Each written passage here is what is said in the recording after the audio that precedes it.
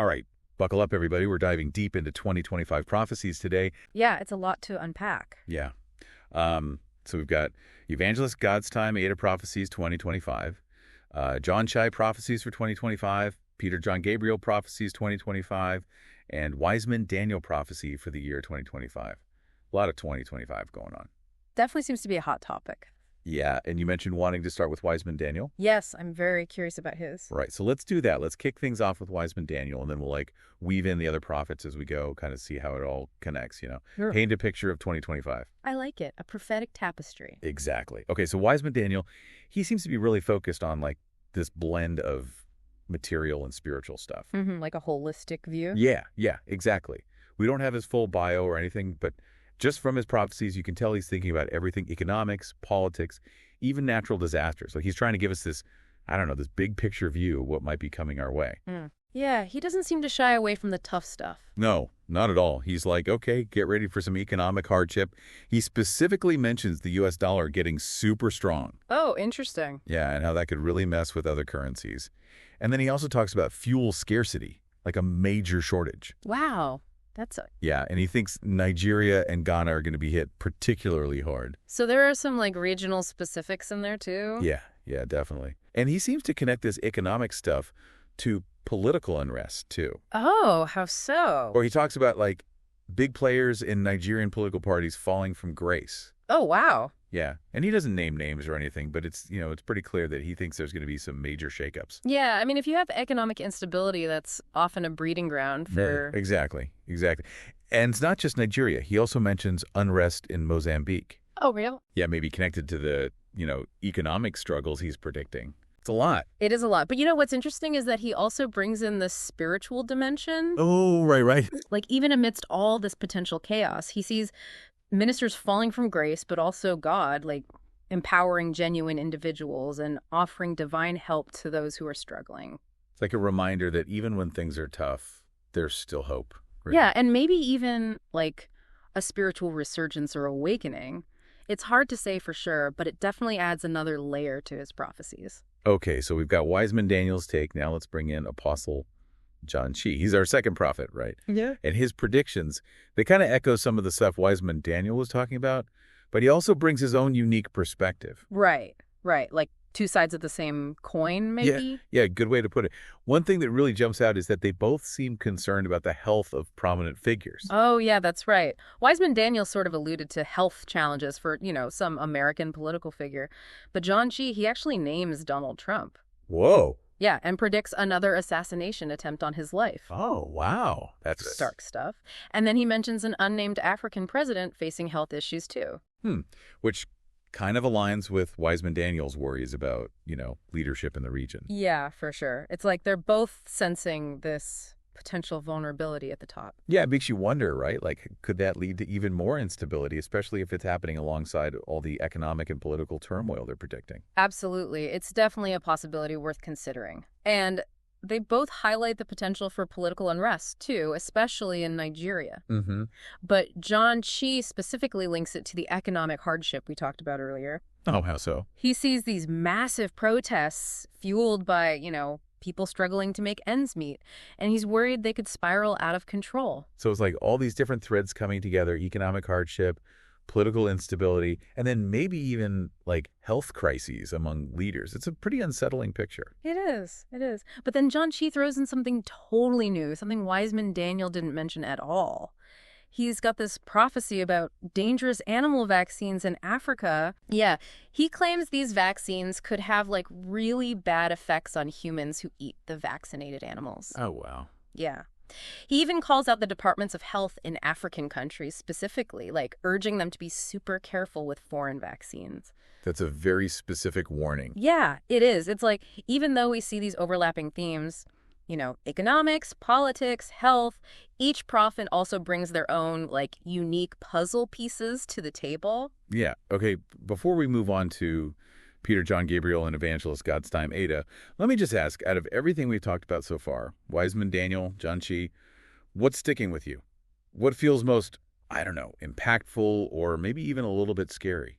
That's a good question. Yeah. I think for me. It's interesting you asked that because I was just thinking about how these prophecies, while they're all different, they paint this really complex picture of what 2025 could look like. Right, like a puzzle with all these different pieces. Exactly. And you know what else adds another layer? Donald Trump. All 4 prophets actually mention him. Oh, yeah, that's right. Like he just keeps popping up in these glimpses of the future. Yeah, it's wild. I mean, we already talked about Johnchi's prophecy about an assassination attempt, which is obviously pretty dark. Yeah, really heavy stuff. But then Peter John Gabriel comes in with this completely different take. He's saying Trump will actually become the most powerful president in the world. Whoa. Okay, that's a twist. Yeah, a real power move, apparently. Mm. And then we've got Godstime Adah. He throws his own little spin on it. But he also sees Trump facing some serious pushback, like tough times ahead, because Adah says he's standing against the works of darkness. It's a lot to unpack. Yeah, that's for sure. Talk about a mixed bag of predictions. Right, so Trump's definitely a wild card in all of this. These prophets, well, they really didn't hold back, Not at all. They jumped into everything from global politics to, well, the future of our belief systems even. It's amazing how much their predictions actually kind of intersect, especially when it comes to this theme of global unrest. Oh, yeah, it's woven through all their prophecies, isn't it? Absolutely. It's almost like, I don't know, like this feeling of tension, like something's bubbling under the surface, ready to erupt. Absolutely. And that tension, it really plays out when they talk about political upheaval. It seems like no corner of the world is safe, even violence, according to these prophecies. Yeah, like Apostle Johnchi. I mean, he's known for his bold predictions, let's be honest, sometimes controversial. Right. But he's very specific. He foresees a political uprising in Ivory Coast. He even goes so far as to mention potential bloodshed. That's a little concerning. It is. And it's not just isolated incidents. Evangelist Godstime Adah predicts protests in Kenya. Right. And he says they're going to escalate. Really? Yeah, to new, more tactical levels. He says it's because of a weakness in the leadership there. So it's almost like people are losing faith in their government's ability to deal with things, to handle things. Exactly. He even describes a future social figure in Nigeria, somebody who's going to lead this massive protest. Really? It's interesting. He says this person isn't even involved in politics right now. Oh, wow. But they've got this strong social media presence, and they're already helping people in need. Interesting. It's like he's describing someone who could become really powerful, a real voice for the people, driven by all this discontent. It's fascinating. And it's not just in Africa either. Wiseman Daniel, who really focuses on those spiritual matters and how they impact the world, he predicts unrest in Mozambique. Really? Yeah. He urges the government to talk to the youth, to actually have a dialogue, to prevent things from getting worse. So are we seeing a global trend here? Maybe. Are people just, I don't know, starting to view power structures differently? What are they expecting from their leaders? That is the question, isn't it? Mm-hmm. It makes you think, especially when you consider what they're saying about the economy. Yeah. Because, well, those predictions, they're not all sunshine and rainbows. No, not at all. Not at all. We're talking challenges. We're talking crises. Even warnings about specific banks. It's really attention-grabbing. Like Evangelist Adah, he likes to give practical advice in his prophecies. Oh, yeah. He's very practical. He actually warns about a global banking crisis. He even mentions 2 Nigerian banks that are facing internal issues. He actually suggests diversifying our banking resources just in case. Wow. You don't hear that every day. No, you don't. And what's interesting is that Apostle Peter John Gabriel, he usually focuses on these big global events, high-profile people. He also predicts problems for 2 Nigerian banks. So they both see trouble in that sector. I know. It makes you wonder, right? Are they tapping into the same information? Are they both just sensing this weakness in the system, even if they don't identify the exact same root cause? Right. It's really interesting. And it's not just banking. Wiseman Daniel, he predicts fuel scarcity in Nigeria. He says it'll be so bad that filling stations are going to have to close down. Wow. And on top of all those struggles, within certain economies, we also have Adah predicting that the U.S. dollar is going to keep rising. Oh, no. Yeah, and he thinks that's going to impact other currencies, like the naira, the euro, the pound. So it could be this combination of internal and external pressures. Creating this perfect storm. Exactly. Of economic uncertainty. It's like scary to think about how connected our global economies really are. It's like one domino falls and It all ripples. the whole world feels it. It makes you think, how will this impact me? You know, what choices should I be making? Should I be preparing for some kind of, economic turbulence? These prophecies, they really make you think about your financial security, don't they? Like, what steps can we take to be a little bit more resilient, just in case things get a little rocky? Definitely. And speaking of uncertainty, we can't forget those predictions about natural disasters. Oh, yeah. And environmental concerns. Yeah. I mean, we're talking volcanic eruptions and global flooding. It's intense. Heat waves so bad they could disrupt communication systems. Yeah. Peter John Gabriel, he actually predicts both a volcanic eruption and global flooding. Together. Yeah. It's kind of hard to ignore that kind of combination, It's a lot. In Adah, he predicts this heat wave. He doesn't say where, but he says it's going to be so severe that it will impact communication systems. That's really scary when you think about how much we rely on technology these days. I know. It makes you realize how vulnerable we are to disruptions, especially as we're seeing, climate change affecting weather patterns all over the world. Absolutely. You know what I find really intriguing is that some of these predictions, they connect natural disasters to things we're doing, human actions, Yeah. even spiritual matters.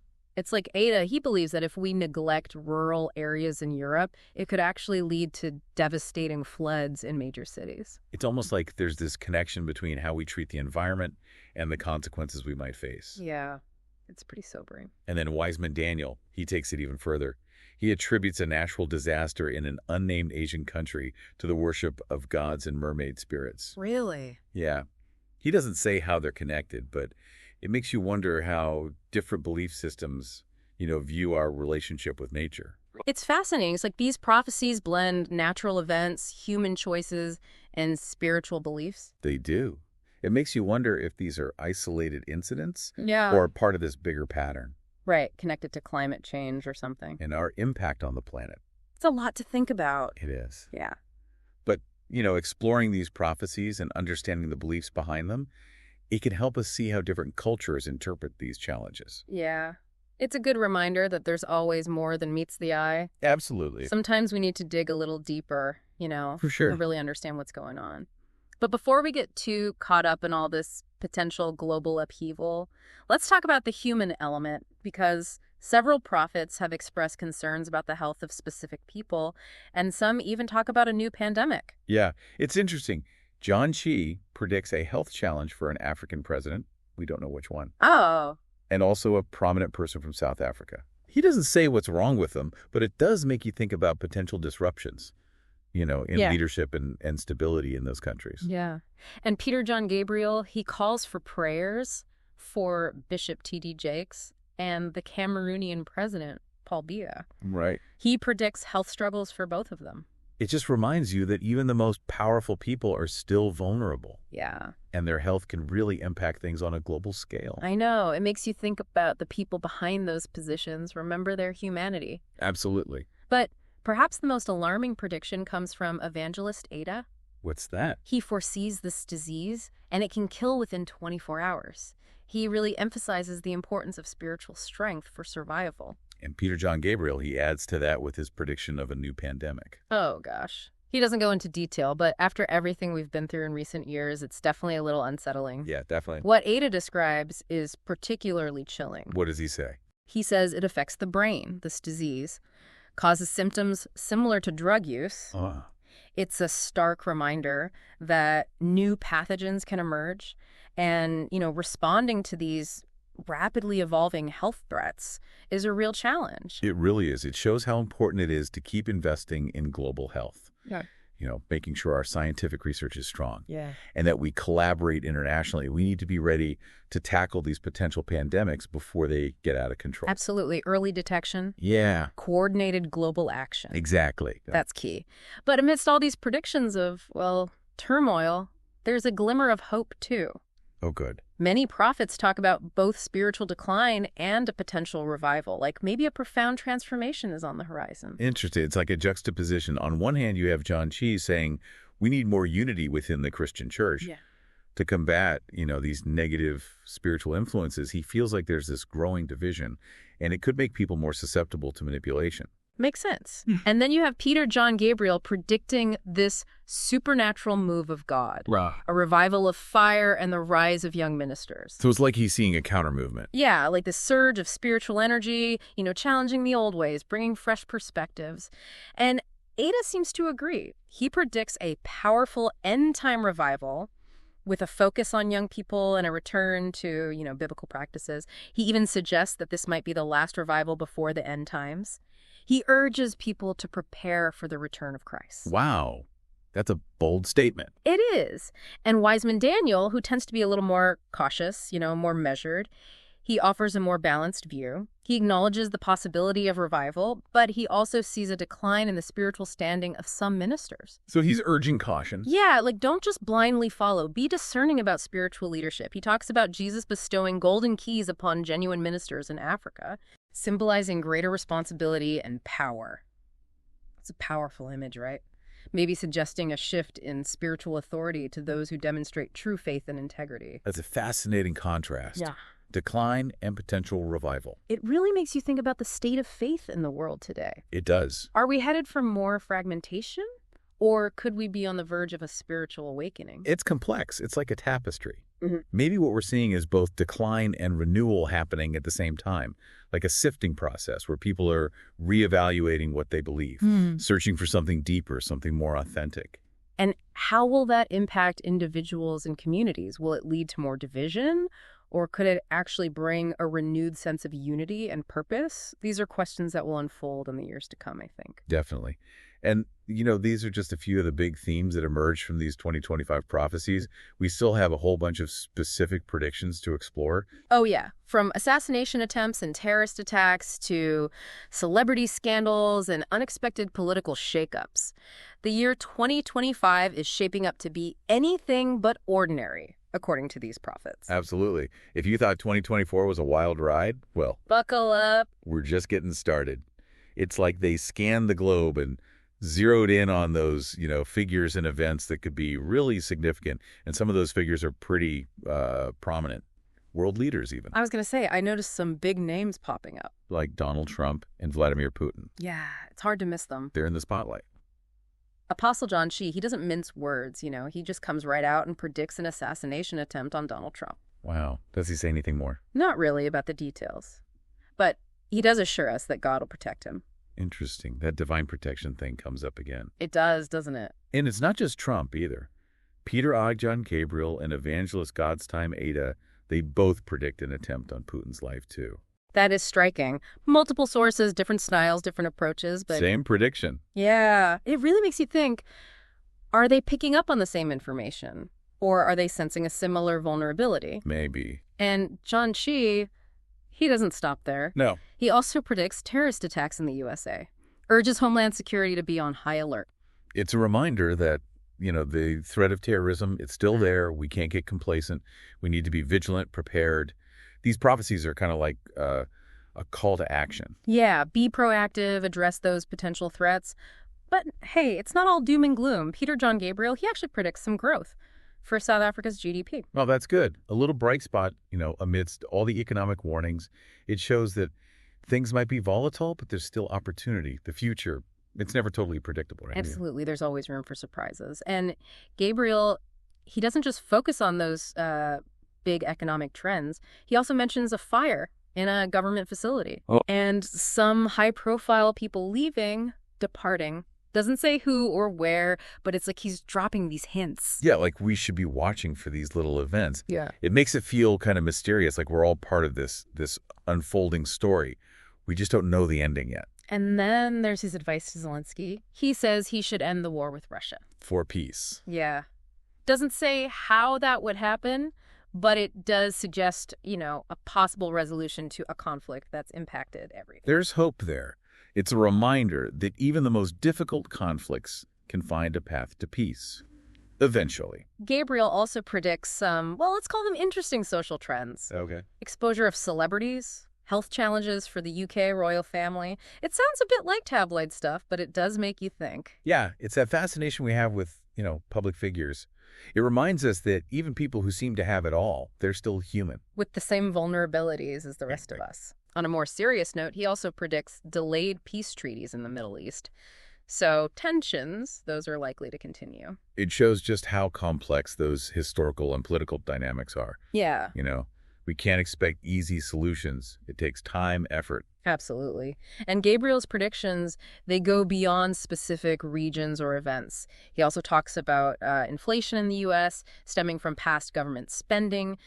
It's like a reminder that those economic policies, they can have a long-lasting impact. We have to consider the consequences, Long-term thinking. Exactly. Yeah. And he doesn't just talk about governments and leaders. Well, he even delves into specific industries. Like Boeing, he predicts they'll face some criticism and restructuring because of problems with their aircraft. interesting. It's like no sector is off limits. I know, right? There's this heightened scrutiny, across the board. Yeah. Governments, finance, technology, transportation, transparency, and ethics, those are going to be even more important. It's like these prophets are holding up a mirror to society saying, hey, look at yourselves. What do you value? What's important? And Gabriel just keeps going, with his predictions. He talks about security instability in Nigeria, sluggish growth for the Chinese economy, even potential losses for the Australian Prime Minister and the German Chancellor. Wow. It's like a global political tour, hitting all the potential trouble spots, power shifts, vulnerabilities, nothing set in stone. Right. And then, just when you think he's covered it all, he throws in these curveballs. Widespread acceptance of AI, an explosion in January 2025, and unity talks among Arab nations. An explosion! That's a little cryptic. Makes you wonder what he means. Where? What kind? It keeps you guessing. But I think it shows that the future is full of surprises, good and bad. And he doesn't just focus on the big names on the world stage. He also predicts challenges for the European Central Bank, a tough economy in Europe, potential protests, even the resignation of a top European official. It sounds like Europe might be in for a rough ride. Yeah, and those predictions about, protests, dissatisfaction with leadership, they echo what we've been hearing about other parts of the world. It's like this underlying unrest, bubbling up everywhere. Exactly. But he doesn't stop there. He talks about a major threat in space, disasters and food shortages in the Caribbean, even armed people invading government buildings leading to casualties. Those are some intense predictions. The stakes are getting higher. It's a world facing all these challenges, natural disasters, political instability, threats from technology, social unrest. And to top it off, he also predicts global protests, investigations into the Biden administration, rejoicing among followers of Prophet T.B. Joshua, potential losses for Justin Trudeau, and even attacks on Nigerian politicians and their families. Wow, it's a whirlwind. But there are some good things too, right? Glimmers of hope. He does, yeah. He predicts eventual peace between Ukraine and Russia, a global heat wave. And this is the big one, miracles and answered prayers for God's children. That's nice to hear, a message of hope and faith. It's a reminder that even when things are tough, there's always room for, divine intervention. It's about resilience. And it's not just Peter John Gabriel who offers a glimpse into the coming year. Wiseman Daniel, he focuses a lot on spirituality and world events, Yeah, what does he say? He warns about challenges for the new president of Ghana, says his faith will be tested. It's a reminder that leadership comes with burdens, Even people with strong beliefs, they'll still face tough choices and obstacles. True. And he also mentions health concerns for someone important in U.S. politics. Doesn't say who, but hints that it could disrupt things. Adds a bit of suspense, doesn't it? Makes you wonder who he means, how it might affect things. Definitely. And Daniel, he doesn't shy away from tragedies. He predicts a plane crash, train derailments in Africa and Asia, research that goes against human genes, and trouble for a traditional ruler in Africa. Even suggests a possible assassination attempt.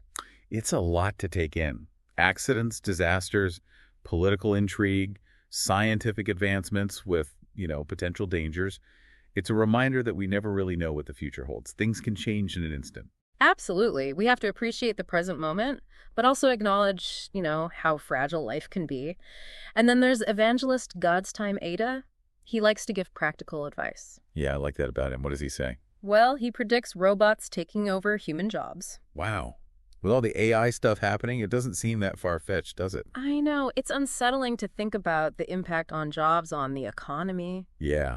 It makes you think, how do we adapt? What kind of education and training will we need? And what about the ethics of it all? We have to make sure AI is used responsibly. Absolutely. It's not just about progress, it's about fairness. Right. Adah also predicts the deaths of 2 religious leaders, Oh. one in Nigeria and one in America. It makes you wonder who he's talking about, how their passing might affect things. Yeah, it shows how leadership changes even within, those institutions that seem really traditional. It's a constant cycle. Exactly. And then he predicts a rebranded terrorist group in Nigeria, suggesting that terrorism, that threat, it's not going away. It might even evolve. So we have to stay vigilant, adaptable. Those groups are always finding new ways to operate. I know, it's a constant game of, cat and mouse. Mm. And Adah, he doesn't just predict events, he gives advice. He urges the release of a prisoner who's fighting for his tribe in eastern Nigeria. He says dialogue and reconciliation are crucial. So he's using his platform to advocate for action. Like, he's not just observing the future, he's trying to influence it, for the better. Yeah, it's like he's saying, here's what I see, and here's what we can do to minimize the damage, to make things better. I like that. He's not just sitting back, he's participating. Exactly. He's speaking truth to power. Calling for justice. And Adah also raises concerns about people leaving agriculture, predicts food shortages in 2025. He even says prices in Nigeria will keep going up. Wow. He urges people to, invest in farming, become more self-sufficient. It's practical advice, but it also points to something bigger. The importance of local food systems. Yeah, and resilience, especially if things get, economically unstable. It's all connected. Food security, economics, social well-being. We can create resilience within our communities. Empowering. And he doesn't stop there. He throws in a few more, like a tragedy in Portugal and health problems for Nigeria's president. It's a lot. A whirlwind of events. Specific, general, but all pointing to a year of change, upheaval. It's a lot to process. For sure. Yeah. But it's fascinating to see how these prophets, they each have their own way of looking at things. They're offering these glimpses into, what might be. It's amazing, isn't it? We've covered so much ground in this deep dive. I know. It's like a whirlwind. Yeah. All these potential ups and downs for coming 25. Yeah. Political unrest, economic shifts, natural disasters, spiritual awakenings, even, assassinations. Technological advancements. I mean, that's a lot to take in.